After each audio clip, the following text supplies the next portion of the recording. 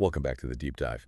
Today we're going to be we're taking a deep dive into a topic that's really, really heavy, but super important, and I think a lot of people are interested in this kind of stuff. It's all the conspiracy theories that kind of exploded online after the Parkland shooting. Oh, And we've all heard these whispers of these theories, right?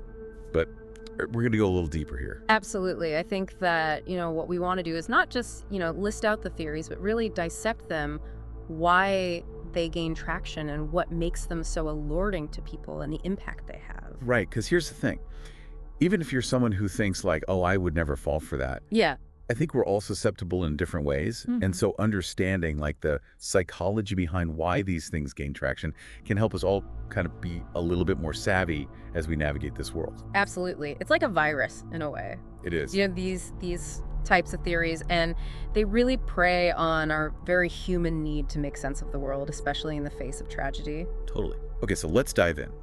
Two of the most kind of widespread theories that you probably heard about were the crisis actor and the false flag theories.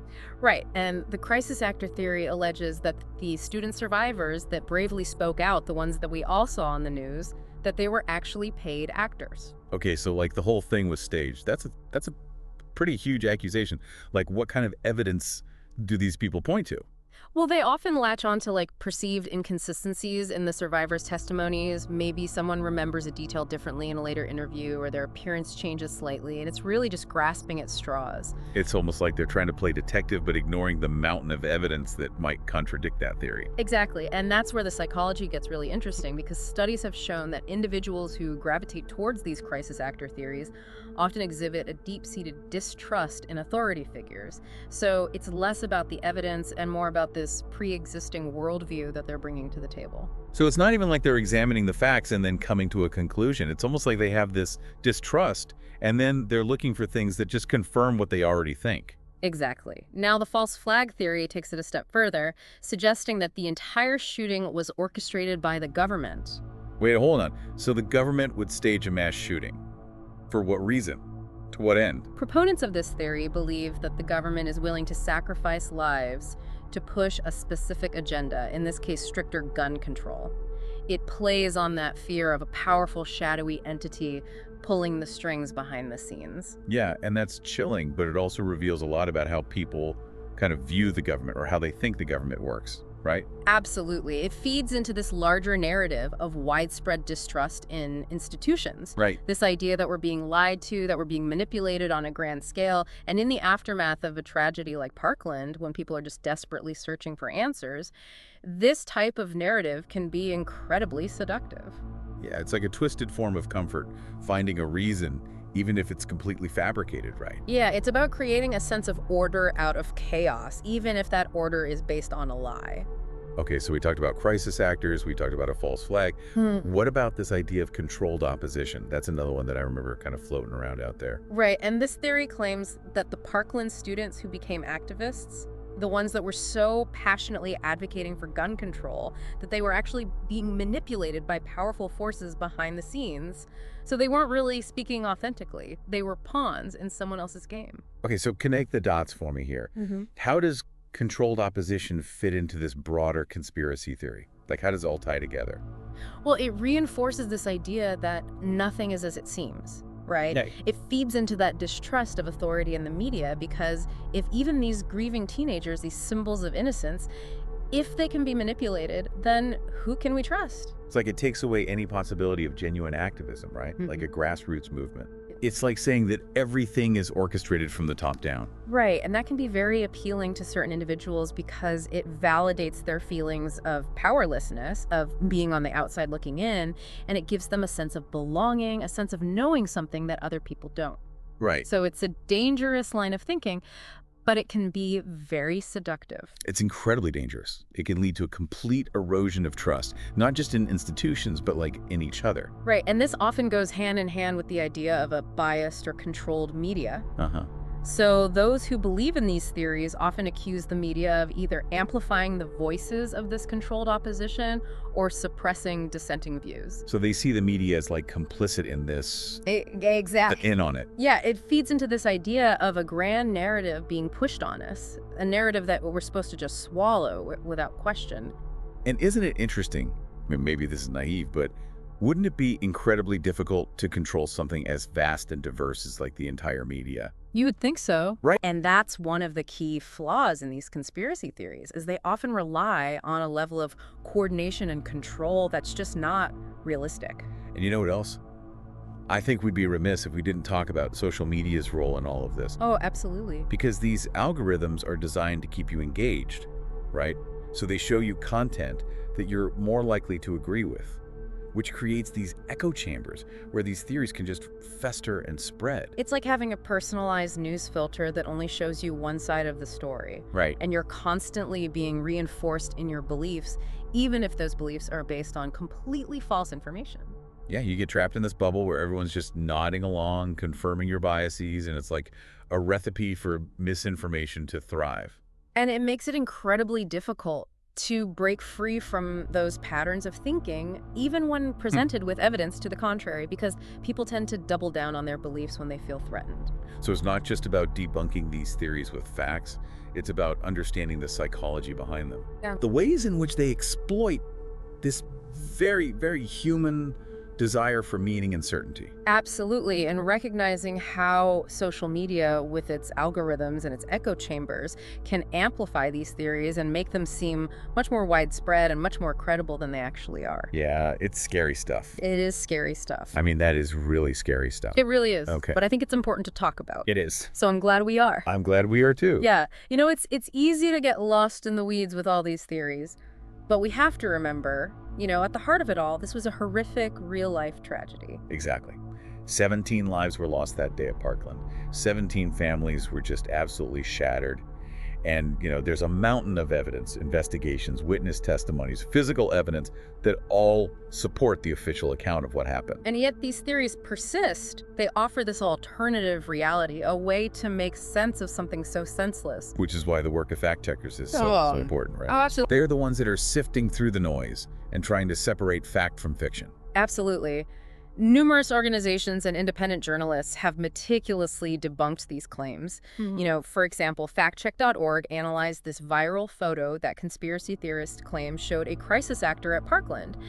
And they were able to prove that that photo was actually taken years earlier at a totally unrelated event.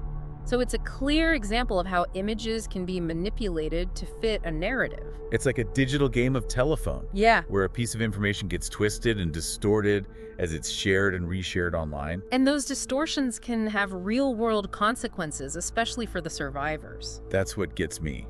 It's one thing to kind of debate the merits of a theory, but it's another to subject these young people who have already endured so much to even more trauma. Imagine being a survivor of Parkland. You've lost friends, classmates, you're grappling with unimaginable grief and trauma, and then you're being accused of being a liar, a paid actor, part of some elaborate hoax.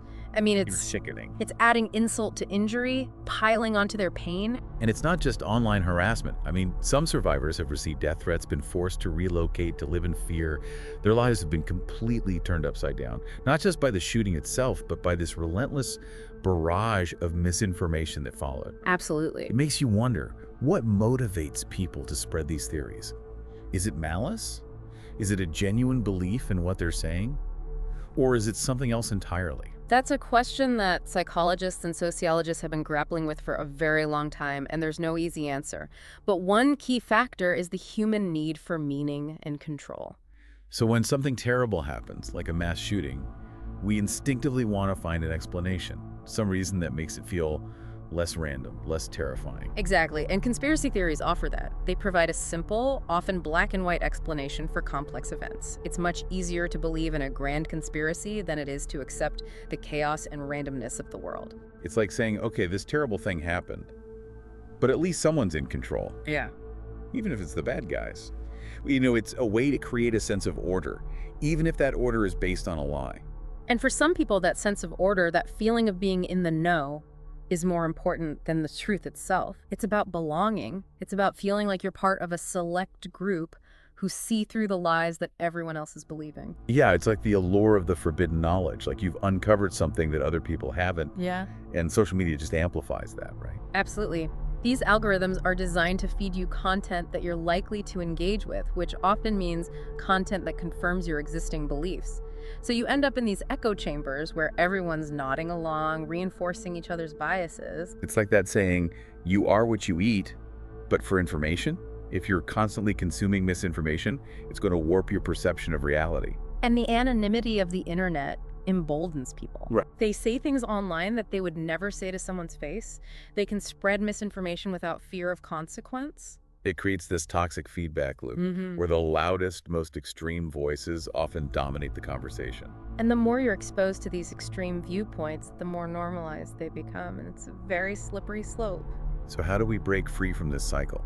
How do we equip ourselves to navigate this increasingly complex information landscape? Well, it starts with critical thinking. Okay.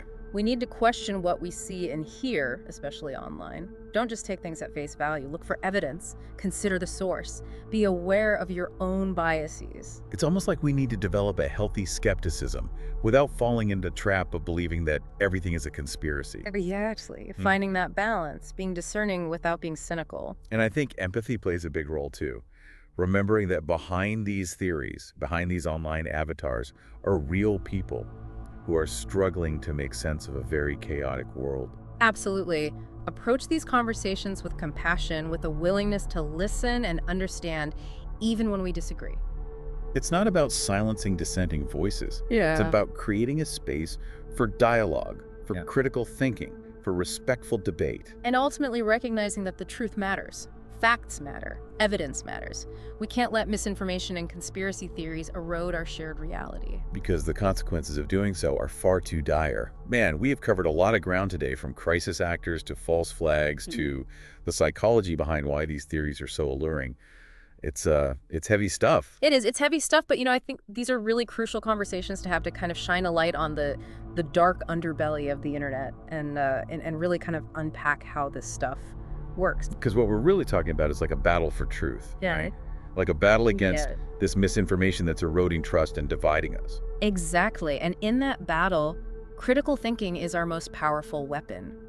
You, as the listener, have the power to be discerning, to question what you see and hear, to seek out reliable sources of information. It's like we all need to become like information detectives, Yeah. learning to spot the red flags, the logical fallacies, the manipulative tactics that are used to spread this misinformation. I love that analogy. Yeah. We need to be asking ourselves, who's saying this? What's their agenda?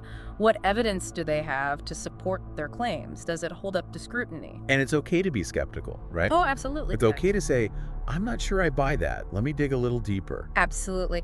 Healthy skepticism is the foundation of critical thinking, but it's also about recognizing our own biases, because we all have them. Right, we're more likely to believe something if it already kind of confirms what we already think, even if it's not true. Exactly. So how do we guard against that? By being willing to challenge our own assumptions, by actively seeking out diverse perspectives, by being open to the possibility that we might be wrong. It's about humility, right? Yes. Like recognizing that we don't have all the answers. Yes. And that we're all kind of constantly learning and evolving. And it's about empathy. Yeah. Remembering that behind these theories, behind these online profiles, are real people.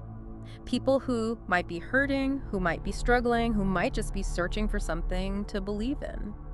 Yeah, so it's not about attacking individuals. No. It's about addressing the ideas, Yeah. the misinformation itself. Yes. Yeah. And doing so with respect, with compassion, because ultimately we're all in this together. We're all navigating this very complex information landscape. And the choices we make, the information we consume, the way we engage with each other online, it all has an impact. Absolutely. It shapes the world that we live in. It really does. So let's be mindful. Mm-hmm. Let's be critical. Let's be kind. And let's keep striving for the truth, even when it feels elusive. Couldn't have said it better myself. Well, this has been a really, really intense deep dive into this world of conspiracy theories, especially those that arose after the Parkland shooting. We've only just scratched the surface here. Oh yeah, there's so much more to explore, so much more to learn, so much more to discuss. And we want to hear from you. What are your thoughts on all of this? How do you navigate this world of information and misinformation? Head over to our social media channels and share your perspectives. Let's keep this conversation going.